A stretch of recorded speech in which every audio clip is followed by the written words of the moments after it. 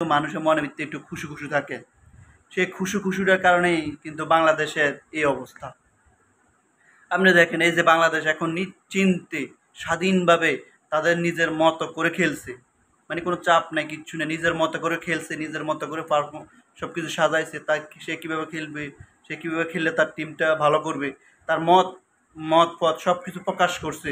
তখন কিন্তুই বাংলাদেশ পাকিস্তানকে হারাইছে। দেখুন এই 2 বছর আগেও পাকিস্তানের মাঠে গিয়ে বাংলাদেশের 2-2.5 দিনে সিরিজ শেষ করে এলায়, টেস্ট শেষ হয়ে যায়। মানে টেস্ট একটা 2-2.5 দিনে শেষ, 2টা টেস্ট হারিয়েছে, মানে কোনো পারফর্ম নেই, কিচ্ছু নেই। যখনই তারা স্বাধীনতা মত প্রকাশ পাইছে, তাদের নিজের মতো কাজ করছে, তখনই তারা ভালো কিছু করছে। মানে প্রত্যেকটা জায়গায় বাংলাদেশের প্রত্যেকটা সেক্টরে মানে মত পথ কোনো প্রকাশ করতে দেয় না মানুষকে।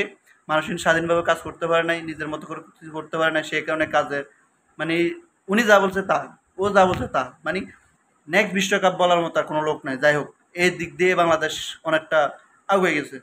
বহু তার থেকে বলা হয়েছে চোর বাটফারগুলো বাইর করো বাইর করো, কিন্তু চোর বাটফাররা বসে রয়েছে খাপটি ধরে। মানুষ অতিষ্ঠ হয়ে গেছে, মানে ক্রিকেট ধ্বংসের গোড়া থেকে যাক বেঁচে ফিরে আসছে।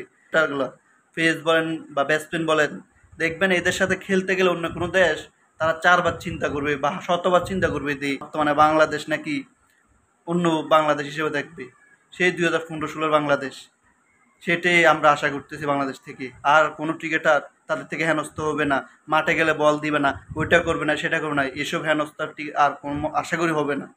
আশা করি ক্রিকেটারদেরকে তাদের যেই মত পথ প্রকাশ করার যে স্বাধীনতা সেটা তাদেরকে দিবে, তারা সেই অনুসারে খেলবে, তাদের নিজের মতো করে সব কিছু করবে। দেখবেন যে আপনি ভালো কিছু তার থেকে আশা করবেন। আর নেক্সট বিশ্বকাপ বলতে হবে না, দেখবেন বাংলাদেশ হয়তো এই বিশ্বকাপ বা পরের বিশ্বকাপ ভালো কিছু করে নিয়ে আসবে, এটা আপনার ধরে রাখুন। হয়তো চ্যাম্পিয়ন ট্রফির মধ্যে ভালো কিছু করবে দেখবেন, না হলে টি-20 বিশ্বকাপ ভালো কিছু করবে, যদি এরকম তাদেরকে স্বাধীনতা দিয়ে থাকে।